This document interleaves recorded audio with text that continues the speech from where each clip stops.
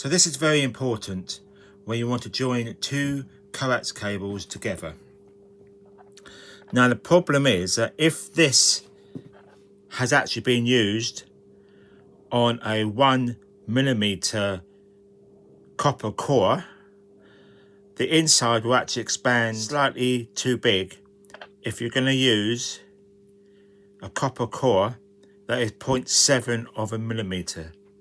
Now the problem is, of course, if you do that, there's a good chance that there won't be a very good connection.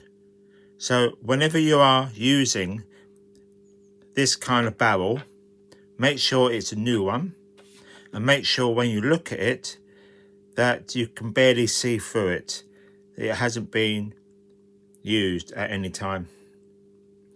And that way, when you push them together, you can feel that it's hard to push in. And when you push it in and then do it up, you can be reasonably sure that there's a good connection between the two.